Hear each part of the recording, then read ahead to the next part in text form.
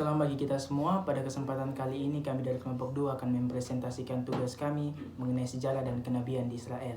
Yang pertama, kronologi abad ke-7 sebelum Masehi. Kerajaan Yehuda. Raja-raja Yehuda yaitu Manasye, Amon, Yosia. Raja-raja Asyur yaitu Esarhadon dan juga Asurbanipal. Raja-raja Babel, Nebukadnezar dan Nabopolassar. Raja-raja Mesir yaitu Fir'aun Neko. Dan yang terakhir nabi-nabi pada periode ini yaitu Yeremia dan Sefanya. Dengan hancurnya Israel, maka sekarang Yehuda berdiri sendiri selama dekade serta abad berikutnya. Suasana ketakutan akan kuasa Assyria mencekam seluruh negara kecil di dalam dan di sekitar Kanaan. Selama kurun waktu itu juga kebijaksanaan yang ditempuh oleh raja-raja Yehuda pasang surut, dua raja-raja. Politik luar negeri Yehuda selalu berhubungan erat dengan kebijaksanaan keagamaannya. Pemberlakuan kuasa politik Assyria berarti juga pemberlakuan penyembahan kepada dewa-dewa Assyria di samping penyembahan kepada Yahweh. Raja Ahaz yang telah meminta perlindungan Assyria tetap menyatakan kesetiaannya kepada Raja Assyria sepanjang hidupnya. Sebagai salah satu konsekuensinya, ia dipaksa untuk membawa praktik-praktik agama Assyria di dalam Bait Allah di Yerusalem. Ahaz diganti oleh anaknya yang bernama Hizkia. Raja Hizkia melihat tanda-tanda kemunduran kerajaan Assyria.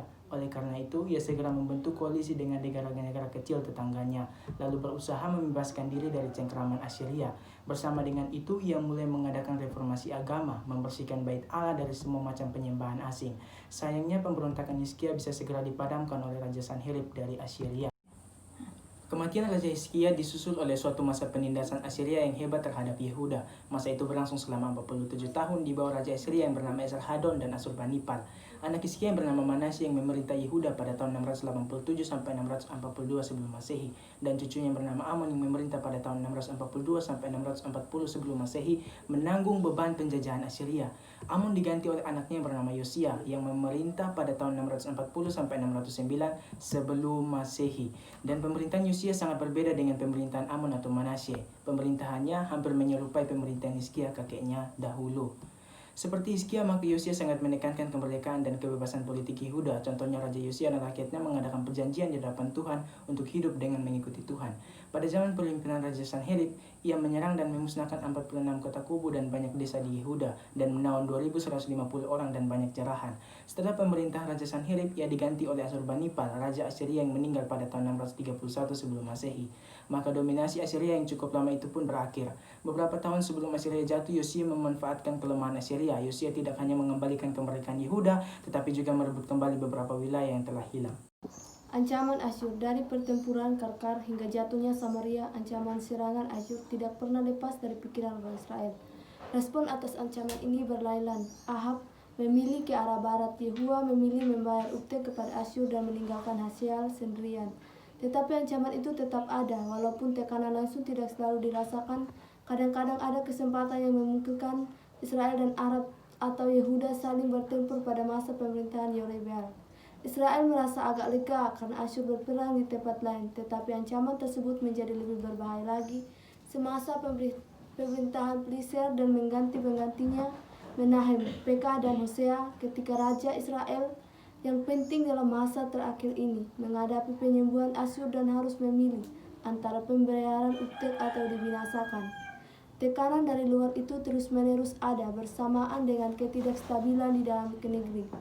Keluarga Yobream, Abbas, dan Omri telah dibinasakan oleh pemberontakan keluarga Yehu juga musnah, sebagaimana dibuat oleh Nabi Hosea pada waktu Sakaria, putra Yobream, dibunuh oleh Salum. Salum pada giliran dibunuh oleh Menahem yang bangis, hanya 1 bulan setelah ia naik tahta. Menahem memerintah kurang lebih 1 dewasa dan tampaknya ia meninggal secara wajar. Dia adalah satu-satunya dari ke-6 raja Israel yang terakhir yang mengalami kematian yang wajar. Pekaya, putra Menahem, dibunuh oleh perwiranya Pekah yang memerintah hingga kira-kira tahun 732 sebelum Masehi, ketika Hosea berkomplot menentangnya dan berhasil merebut tahta. Pola tipu daya dan kontra tipu daya inilah yang membuat Nabi Hosea menulis, mereka semua sudah panas seperti dapur perapian dan makanan habis para hakim mereka, semua raja mereka sudah tewas dan tidak seorang pun di antara mereka yang berseru kepadaku. Yorbeam merebut tahta Israel Rahabe dan meletakkan pola bagian para penggantinya sepanjang abad. Zaman Babil. Zaman keemasan Yehuda itu tidak berlangsung lama, kehancuran Assyria segera disusul oleh munculnya kuasa besar yang lain. Seluruh wilayah Assyria kini jatuh ke tangan Babil dan Media. Nama kuno untuk Iran Barat Laut, daerah sebelah barat laut Kaspia dan sebelah selatan pegunungan Zagros. Mesir yang baru bangkit itu dipimpin oleh Firaun Neko II pada tahun 609 sampai 593. Setelah mengetahui bahwa musuh utamanya Babil, maka Neko pada tahun 609 sebelum Masehi menuju ke utara untuk membantu Assyria. Yosia berusaha menghadang Neko yang melewati wilayah Kanaan, maka pecahlah perang antara Neko dan Yosia di Megido. Yehuda kalah dan Yosia mati terbunuh. Maka kemerdekaan Yehuda berakhir dan sekali lagi Yehuda jatuh ke tangan penguasa asing, yaitu Mesir, yang mengakibatkan Neko menyingkirkan Yohas anak Yosia yang menduduki takhta. Sebagai gantinya Neko mengangkat Eliakim kakak Yohas menjadi raja dan mengganti namanya menjadi Yoyakim. Dari sejak mulai Yoyakim adalah vassal Mesir, tetapi kuasa Mesir tidak berlangsung lama karena Firaun Neko kalah terhadap Babil dalam pertempuran di Karkemis pada tahun 605. Yoyakim ternyata merupakan seorang raja yang menggabungkan kejahatan dan kemurtadan agama seperti Manasye dengan kecerobohan seperti Hizkia dan Yosia, yaitu Yosia menentang Allah yang menyertai Neko dan tidak mengindahkan kata-kata Neko yang merupakan pesan Allah, lalu berperang di lembah Megido sehingga ia mati terbunuh. Waktu itu Firaun Neko memang sudah kalah, namun Mesir masih berusaha mencari kawan untuk menyerang Babil, dan di Yerusalem ada sekelompok orang Yehuda yaitu gerombolan-gerombolan Kasdim, Aram, Moab, dan Bani Amon yang yakin bahwa usaha Mesir itu akan berhasil dan bahwa usaha sedemikian itu menguntungkan Yehuda. Sekongkol Mesir itu segera terbongkar, Nabukadnezar tiba dan mengepung Yerusalem. Yerusalem kemudian menyerah, sementara itu Yoyakim mati dan anaknya yang bernama Yoyakin dibuang ke Babil dan merupakan pembuangan kedua pada tahun ke-8 pemerintahannya bersama dengan orang-orang di golongan atas. Para cendekia dan orang kaya, pamannya yang bernama Matanya diangkat menjadi raja boneka oleh Babil dengan nama baru Sedekia pada tahun 597 sampai 587 sebelum Masehi.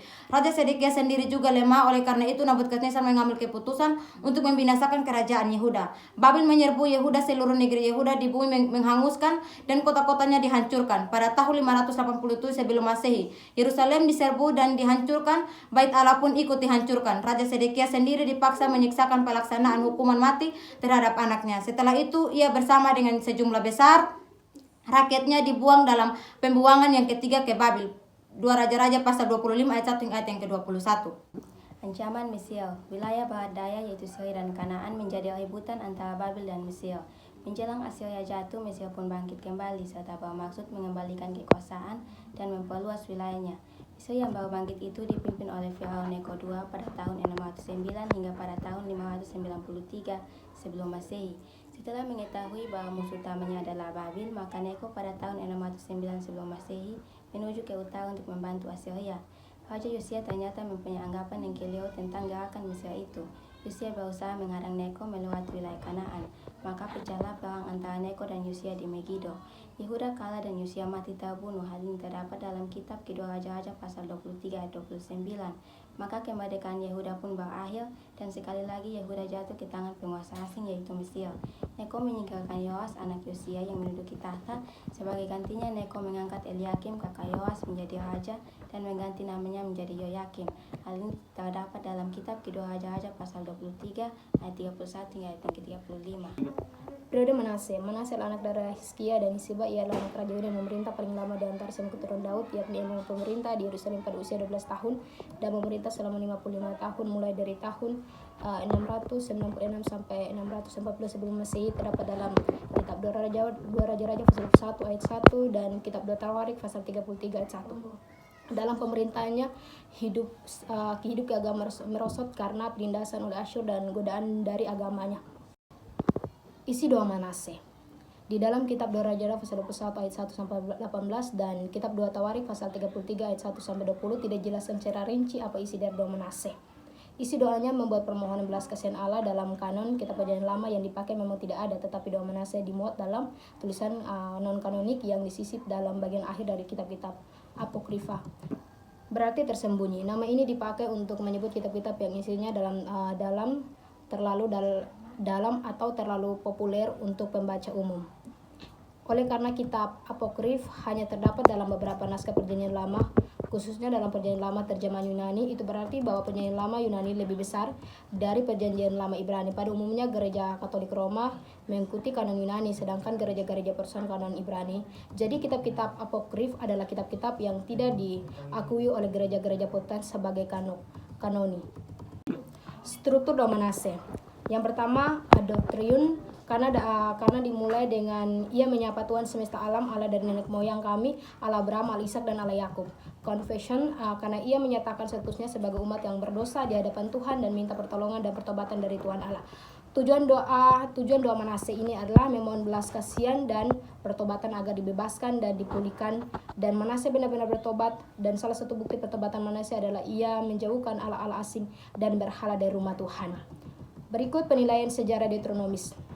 Dalam penilaian sejarah Deuteronomis ini memakai versi DTR2 yang ditulis pada masa pembuangan Raja Manase mengikuti Raja Ahaz kakaknya dan menantang kebijakan Hizkia ayahnya. Menurut Kors DTR2 ini mengalami bahwa kejatuhan Yehuda ini disebabkan oleh dosa-dosa Manase, model yang sama dengan kejatuhan Samaria yang disebabkan oleh dosa-dosa Yerobeam. Kepemimpinan keberhasilan Raja Yosia. Raja Yosia naik takhta pada umur 8 tahun dan selama masa kepemimpinannya ia melakukan segala sesuatu yang benar di mata Tuhan. Raja Yosia menjadi raja untuk menggantikan ayahnya karena ayahnya dibunuh. Raja Yosia memusatkan pemerintahannya pada reformasi agama, pada kebijakan politik. Raja Yosia memperhatikan para imam dewa yang diangkat oleh Raja Yehuda dan kebijakan keagamaan yang dibuatnya. Sesudah itu raja menyuruh orang mengumpulkan semua tua-tua Yehuda dan penduduk Yerusalem. Setelah itu raja berdiri di dekat tiang yang diadakannya perjanjian di hadapan Tuhan untuk hidup mengikuti Tuhan. Dan Raja Yosia menyuruh Safan bin Asalia dan Manase untuk memperbaiki rumah Tuhan. Tujuan dari dilakukan reformasi adalah agar supaya bangsa Yehuda dan Yerusalem tidak menyembah berhala. Selama masa kepemimpinannya, ia berhasil melakukan reformasi hal keagamaan. Pada tahun ke-8 pemerintahannya, ia sendiri secara pribadi meninggalkan agama yang sudah menyimpang dan bersifat politeisme. Dan secara khusus ia menggenapi nubuat mengenai penghancuran bukit pengorbanan di Betel. Dan kebijakan selanjutnya adalah pemberlakuan perayaan Paskah dengan alasan karena Paskah semacam itu tidak pernah dirayakan seperti yang dirayakan Raja Yosia dengan para imam dan orang-orang Lewi dengan seluruh orang Yehuda dan penduduk Yerusalem.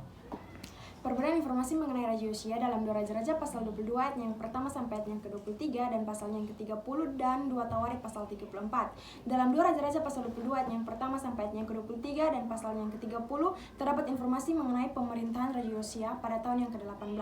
Saat ia menyuruh Safan bin Asalia pergi ke rumah Tuhan kepada Imam Hilkia untuk menyerahkan uang yang telah dibawa ke rumah Tuhan yang telah dikumpulkan dari pihak rakyat oleh penjaga-penjaga pintu untuk diberikan kepada tukang-tukang untuk memperbaiki rumah Tuhan. Setelah itu ditemukan kitab Taurat dalam rumah Tuhan, dan dalam kitab Taurat itu terdapat murka Tuhan atas bangsa itu. Lalu Raja Yosia mencari petunjuk kepada Nabi Hulda, istri seorang yang mengurus pakaian-pakaian itu, yaitu Salum bin Tokat bin Hasrah. Nabi itu tinggal di Yerusalem di perkampungan baru. Mereka berbicara kepadanya sebagaimana yang diperintahkan dalam 2 Tawarik pasal 34 dan ayatnya ke-22.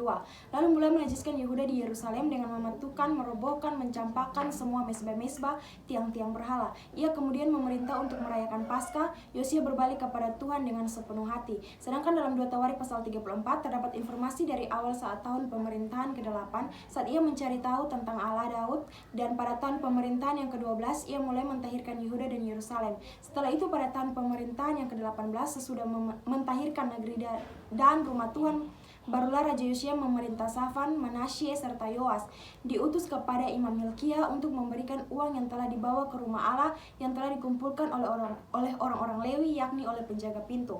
Uang itu diberikan mereka kepada para pekerja yang mengawasi rumah Tuhan, yang bekerja memperbaiki rumah Tuhan. Saat mengeluarkan uang yang dibawa ke rumah Tuhan, Imam Hilkia menemukan kitab Taurat lalu diberikan kepada Safan, dan ia memberitahukan hal itu kepada Yosia.